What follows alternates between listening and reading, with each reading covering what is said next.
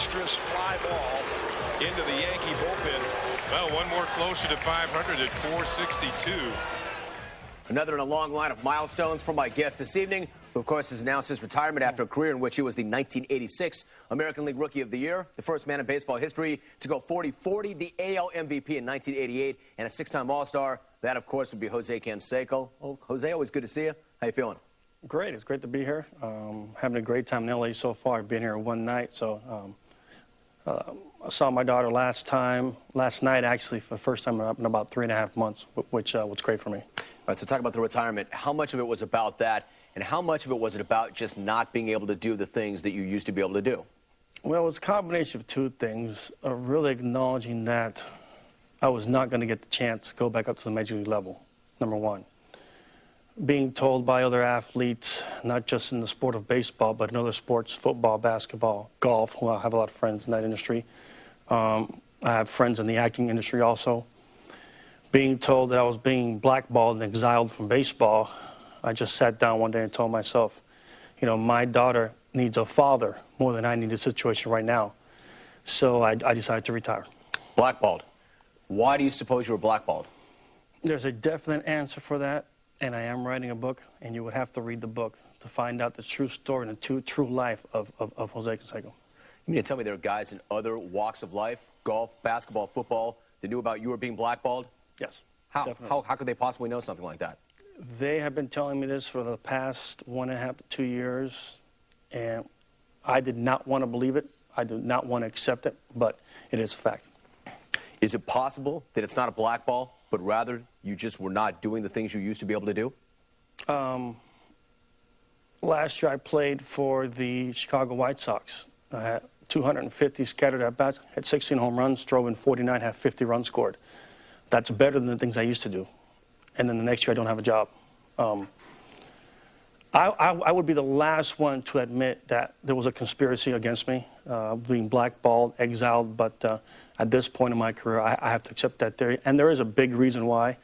And in my book, which is going to be a tell-all book about my life and people involved with me, it will all be there. All the pieces to the puzzle will all be there. You know, I can get to that. We'll talk about the book in a minute, but the bottom line, you know how baseball works. If you're hitting home runs, Jose, if you're putting the bat on the ball, there's going to be a job for you somewhere, right? Sure, definitely. Well, you did that last year with Chicago. You're leading me to believe that you can still do that. How is there not a job for you if you can still do those things? I cannot give you that answer right now. It will all be in the book. There is a very definitive answer to that, and once you hear the answer and the explanation, you will definitely say, yeah, it's true. All right, so you believe that you're blackballed, but you're not going to tell me why you were blackballed. Read the book. It's strange because I know a lot of people in baseball, and people who know Jose Canseco like Jose Canseco, guys who have played with you like you. I find it hard to believe that there would be a blackball situation when most people who know you like you. Definitely, but this blackball doesn't come from the players. It comes from owners, or even higher up than owners. All right, so what about the book itself? You know, we're talking about a tell-all book, a book that you yourself have said will blow ball 4 out of the water. Why do the book? It's a true story of my life. It's a true accounting of my life. There have been so many things said about me, some exaggerations, some complete untruths. I want people to know what my lifestyle was really about, who Jose Canseco really is or really was in those days, and the things I went through with the racism, the double standards. You know, a steroid issue will definitely come up, and that would be extremely exciting. Now, telling your story would be one thing, but telling a lot of other people's stories is another thing. Now, you've talked about naming names. It will be everyone that was involved with me. All, you know, people who I touched, people who I dealt with, people who were involved with me, whether off the field or on the field. It will be a true accounting. You know, at the same time, you know baseball. You know the code. What happens in the clubhouse stays in the clubhouse. What happens on the road and what you see on the road stays on the road. You know the code. You live by the code. Why violate the code? Because it wouldn't be a true accounting of my lifestyle if I couldn't account for everything. Has anybody in baseball, management, ownership, players, former teammates said, Jose, you don't want to do this book. Don't do the book? Not yet. But I'm sure there will be people coming up to me and saying, well, I know I was involved with you in this certain situation. Please don't say anything. But it's going to be a tell-all, the truth about my lifestyle, whether it involves an individual or not. And every subject will be covered. Baseball, on and off the field, relationships, Madonna, steroids, the whole work. It will be everything. No rock will be left unturned. No ifs and buts about it. In telling your story about your life, though, are you not betraying others? Are you not ratting other guys out? Absolutely not. And I'll explain to you why. When I was with the New York Bears, the independent league, all my friends that I thought that I had in baseball turned their back on me. And I could look them straight in the face in the camera right now and say, they all turned their back on me. Not one called me. I couldn't get a hold of anyone who I thought were my true friends, who I had done a lot with, spent time with their families. Not one called me, and not one I can get a hold of. Not one. How come? I have no idea. I would like an answer for that. I definitely think, and I definitely know that they knew I was being blackballed. When you are being blackballed and exiled from baseball, players are privy to this information. And we all have the sense, and we know who it's happening to, and players tend to stay away from that individual because they're afraid that that player who's being exiled, if another player sticks up for them, that other player may be exiled also. So that's what really happened. At the same time, you had an opportunity. Montreal gave you an opportunity. You did not make the most of that opportunity. You had another chance to play. And still, even in AAA ball, you were hitting a .172 this year. So how can you be blackballed, but at the same time, given those opportunities this year? This started a couple years ago. This really didn't start now. Given an opportunity in Montreal, I had 30 at-bats, hit 3 home runs. I rolled over my ankle. I was definitely injured. But when I was in the lineup, I definitely produced. In the minor leagues, now with AAA, I had 48 at-bats. I had 5 home runs. My average was low. My mind wasn't into it, Jim. I just wasn't mentally into it. Considering I haven't seen my daughter in 3.5 months, that's all I was thinking about. And, you know, it took a while for me to make that decision, but I had to make that decision. All right, sit tight, Jose. It's good to see you. When we come back, we will do another segment with Jose Canseco. We'll talk more about the tell-all book, which is going to come out, and what about the use of steroids? How prevalent is it? How many guys are doing it? And how has it affected the game of baseball? More with Jose Canseco when we come back.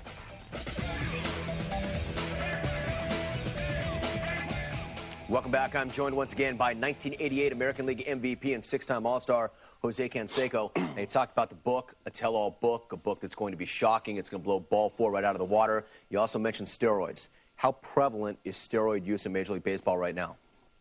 It's more than what people think, and it's more what people can imagine. It's rampant. How rampant? I mean, half the guys in Major League Baseball, 2/3 of the guys in Major League Baseball. If you had to put a percent on it, what would it be? 85. 85%. There would be no more baseball left if they drug tested everyone today. 85% of every Major League roster has guys on the juice. No ifs, buts about it. Have you ever done it yourself? That'll be covered in the book. Everything's going to be covered in the book. Who was involved in it, who's done it. There'll be certain names in it that will shock the world. That's not a no. That is, read the book and you'll find all the information. Yeah, but it's not a no, though, right? To the question, have you ever done it? It is a read the book and you find out all the information. If 85% of the guys in Major League Baseball are doing steroids, I mean, very clearly this has had an effect on the game and to the detriment, right? It's completely restructured the game as we know it. When I went into the league in 1985 and compared to today, it's completely changed the game around, completely restructured the game. That's why guys are hitting 50, 60, 75 home runs. Right, so if guys are hitting 50, 60, 75 home runs, are we to assume that home run marks like the one Mark McGwire had, like the one Barry Bonds has, that these were steroid-driven? If you want to find out the information, the book I'm putting out is going to have everything in detail. I mean, if that's what you're alleging, then these numbers mean nothing. The historic marks in the game mean nothing if they're steroid-induced, correct? If they are steroid-induced, it is what baseball has become. Do you think the union would ever agree or submit to testing for steroids, or are we going to have to wait for a Lyle Alzado type situation in Major League Baseball for a change ever to happen? Maybe. They are vehemently fighting it, and there's a good reason for it. But, you know, I don't know how that's going to turn out. I know the owners are pushing for that.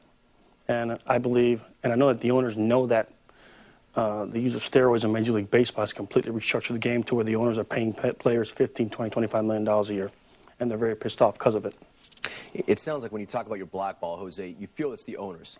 The owners have banded together, and they have blackballed you from the sport. Is that what it comes down to? If we were to sit here and say that collusion has never played has had a place in Major League Baseball. I think we're completely ignorant, because we know the owners have been caught colluding 3 or 4 times already and have paid financially dearly for it. So, like I said, I'm not the one that wanted to admit this. It was brought up to my attention years ago when it first started, and I kind of like turned my head to it. I said, this can't be happening. Why would the owners want to do this to me? Why? And there are some explanations out there. There's one perfect explanation, one answer to it all. Do you believe in your heart of hearts that the owners have decided Jose Canseco is bad for baseball? We don't want him here. He's not going to have a job, that they got together and decided that amongst themselves? When you hear the reason why, even, you're going to admit, yes, it's true.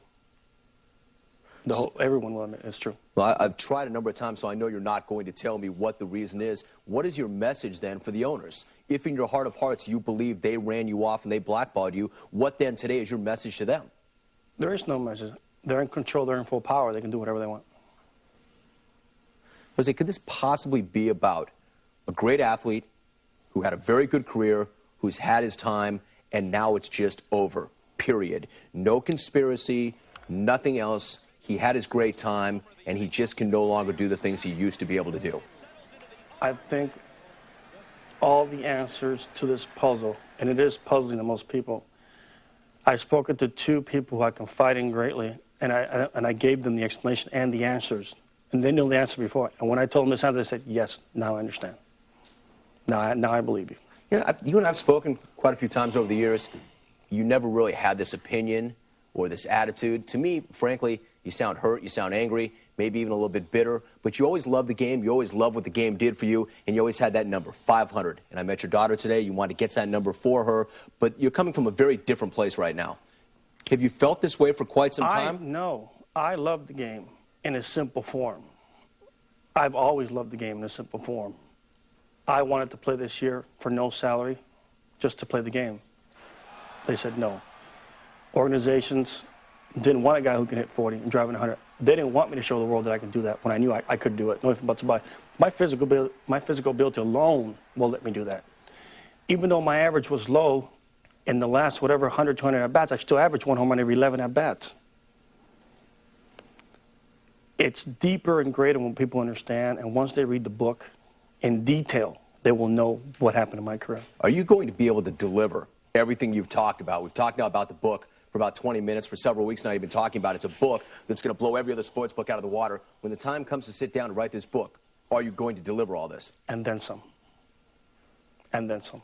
It will be the most shocking book you've ever read on the sport of baseball. No ifs, buts about it. And you know me, Jim. I don't talk to boast. I'm not that kind of an individual. I also know, Jose, if you write that book, people will read the book, you'll sell the book, but a book like that could bring baseball to its knees.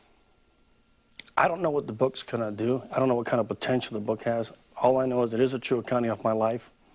And when I've heard so many things said about me, so many lies, so many misjudged events, so many exaggerations, I sometimes look at this person and say, who is that guy they're talking about? Because I know that's not me.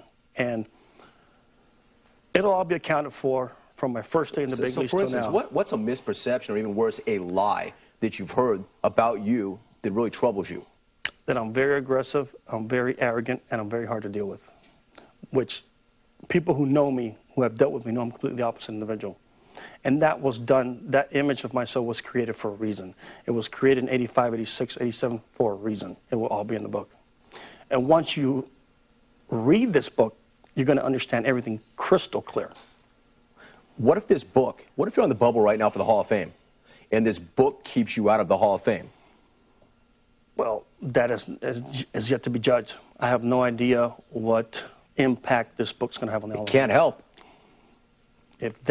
It's still not going to stop me from writing the truth about my life. It's too important. It's too important for other athletes to know also, for individuals. So this won't happen again. I'm trying to prevent this from happening to any other athlete in the near future. All right, then, Jose, it looks like we're going to have to wait for the book and see when the book comes out, and we'll read all about it. It's good to see you. I'm glad you made the trip in. Thank you, John. All right, man. Take care. Jose Canseco joining us on the program. When we come back, we'll wrap things up, and we will take one last look back It's some of the best moments of Jose's 5 previous appearances on this show. That's up next when The Last Word returns right after this. That is it. We leave you now with some of Jose Canseco's more memorable blasts on this program. Thank you for watching. I am out. Back then in '88, I was basically the best player in the world, hands down.